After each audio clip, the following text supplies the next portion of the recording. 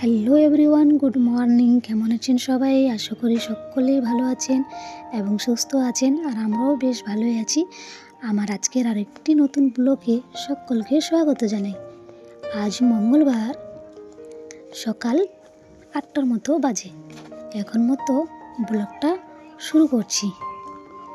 এই যে সকাল সকাল চান করে নিয়েছি আর পুজো দিচ্ছি, কারণ কালকে তো শিবরাত্রি। তো এই যে আজকে স্নান করে পুজো করে খাবো।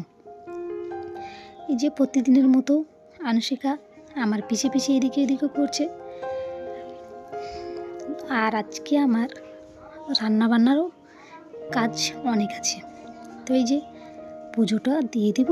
ননদকে বললাম তুই পুজোটা দিয়ে দে, আমি এদিকে রান্নাবান্নার কাজ করছি। তো ননদ বললো না, তুমি পুজোটা দিয়ে রান্নাবান্নার কাজ করো। এই তো আর কি বলতে পারবো, শ্বশুর বাড়ির কথা।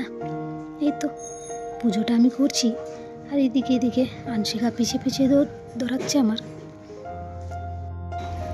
তো এই যে পুজো করে নিব, পুজো করার পরে চলে যাব ওটা ঘরে। আর এটা আমাদের ঘরের ঠাকুর, আর এই যে এটা আমাদের মনসা ঠাকুর। এর আগে তুই বলেছি, আর বারবার বলতেও খারাপ লাগছে যে আপনারা বলবেন সবগুলো ভিডিওতেই একটাই কথা বলি। তো বলে দিলাম, এই যে আমার পুজো করা কমপ্লিট হচ্ছে। এই যে পুজো করে যাব ওটা ঘরে। যাওয়ার পরে দেখি কি খাওয়ার আছে। এই যে আজকে মুড়িতে খাওয়ার জন্য কিছু বানাইনি, তো সবজিগুলোও ছিল রাত্রে, তো ওগুলো তো আমরা খাবো না, আমরা নিরামিষ। তো এই যে চা মুড়ি খেয়ে নিলাম। চা মুড়ি খাওয়ার পরে ঘরটা ঝাড় দিয়ে দেব। এই যে আমি প্রতিদিন চা মুড়ি খাওয়ার পরে ঘরটা ঝাড় দিই। এই যে আর এই সবজির যে ডালাগুলো ছিল, মা দেখো ডালিগুলো উপরে রেখে দিচ্ছে বিছানার উপরে। খুব পরিমাণে রাগ ওঠে, কিন্তু কিছু বলা যাচ্ছে না। এই যে আমি ঝাড় দিচ্ছি এদিকে, আনন্দকে বললাম তুই একটু ভাতটা চাপিয়ে দে। তো আমি এদিকে ঝাড় দিলাম, ওই এদিকে ভাতটা চাপিয়ে দিল। এই যে একটা কাজ তো এগিয়ে গেল, আর আমার ঝাড় দেওয়াটাও কমপ্লিট হয়ে গেল। আর আজকে রান্না করব আলুর ভাজা, ডাল, পাঁপড় আর মাছ।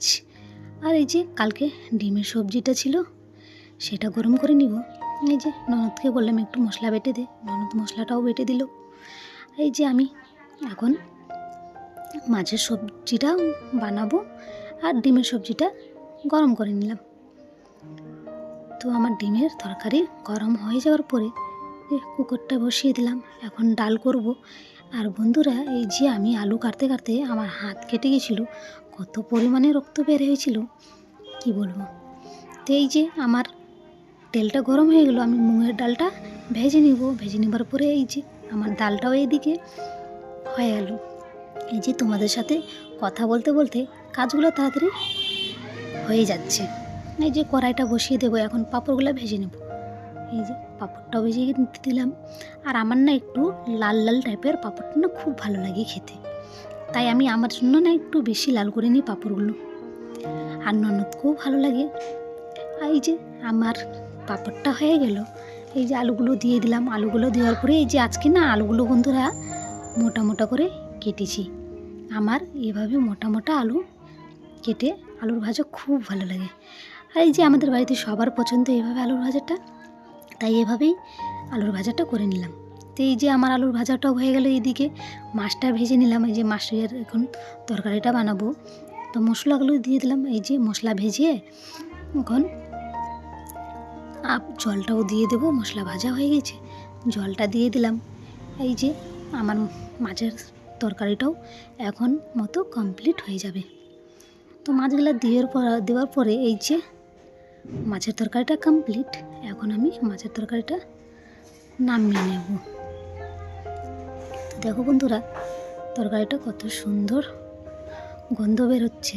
আজকে খাবো না, তাই আমাদের জন্য নিরামিষ। এই যে তরকারিটা আমাদের হয়ে গেল।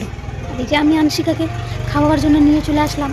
আর যে খাওয়া দাওয়া করে ডান্স করছে, আর আনশিকা তো আমাদের কেমন ভালো লাগে কি না আমাকে কমেন্টে একটু জানাও প্লিজ।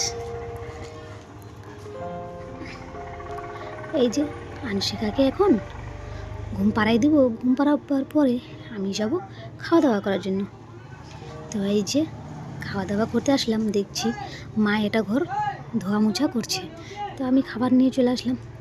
তো এই যে আজকে যে মানে ডাল আলু ভাজা দিয়ে এত ভালো লাগলো খেতে, তো সব থালা মুছে খেয়ে নিলাম।